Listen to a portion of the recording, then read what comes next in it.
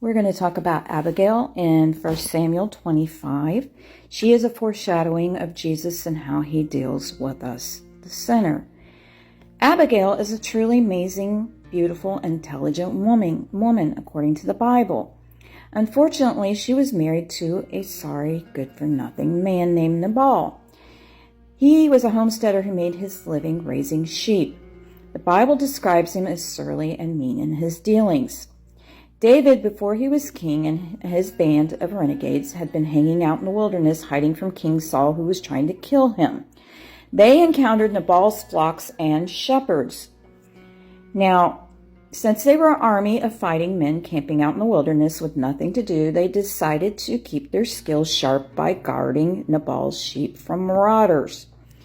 These men were good to us, one of the servants told Abigail. They did not mistreat us, and the whole time we were out in the fields there, nothing was happening to us because they made a wall around us.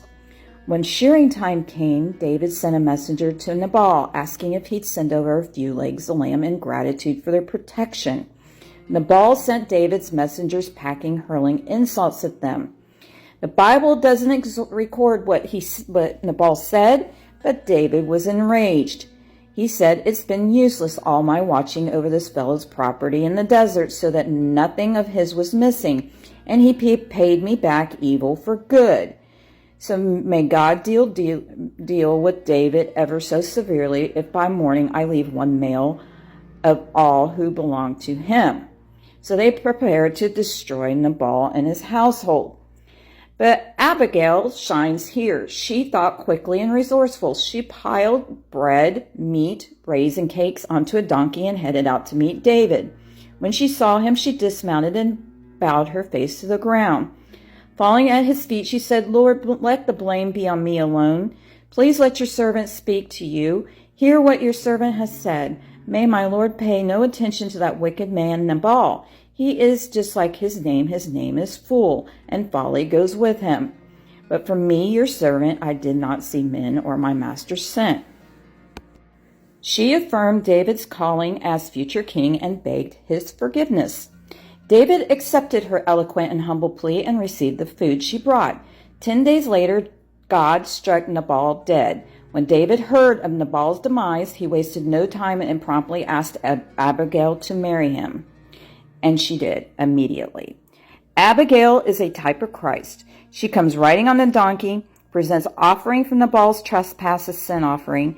She asks David to let the blame for her offense fall on her alone. That means substitutionary guilt. And she prophesies about David's reign, declaring the kingdom. She is a peacemaker. She washes the feet of David's servants.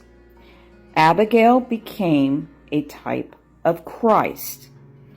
Jesus is our peacemaker, and she showed sincere gratitude and humbled herself and made peace.